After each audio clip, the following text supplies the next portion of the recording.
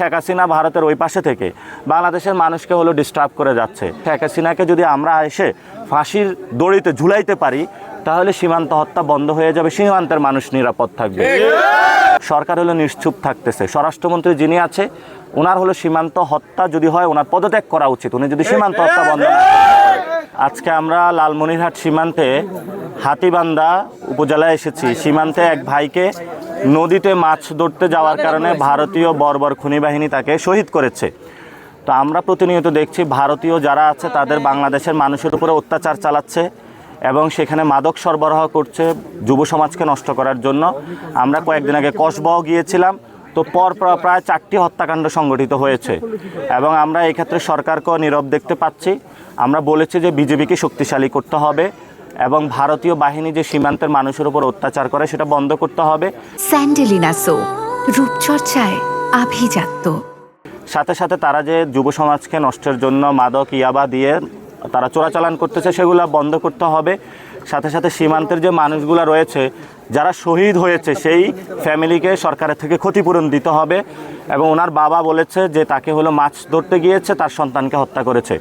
BJP যে press release দিয়েছে সেই প্রেস রিলিজে হলো ভারতীয় বয়ান তারা উল্লেখ করেছে।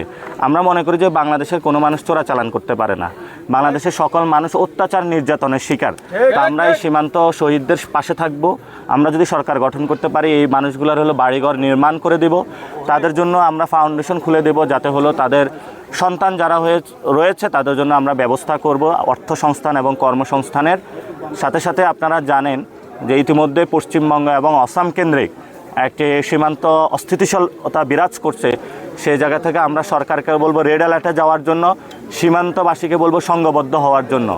এবং হিস্টোরিক্যালি যদি চিন্তা করেন জিয়াউর রহমান যখন ক্ষমতায় এসেছিল তখন ওই সময় শেখ মুজিবের সাথে গুন্ডা বাহিনী তারা ভারতে পলাতক ছিল, সেখানে পলাতক ছিল জিয়াউর রহমান সরকারকে তারা ডিস্টার্ব করেছিল। একই কায়দায় শেখ হাসিনা ভারতের ওই পাশে থেকে বাংলাদেশের মানুষকে হলো ডিস্টার্ব করে যাচ্ছে এবং তারা ওই দেশের পশ্চিমবঙ্গ সরকারের সাথে মিলে সীমান্তে হত্যাযজ্ঞ চালাচ্ছে। এই জন্য সরকারকে বলবো আওয়ামী লীগের সাথে লিয়াজু করবেন না, বরঞ্চ শেখ হাসিনাকে যদি আমরা এসে ফাঁসির দড়িতে ঝুলাইতে পারি তাহলে সীমান্ত হত্যা বন্ধ হয়ে যাবে, সীমান্তের মানুষ নিরাপদ থাকবে।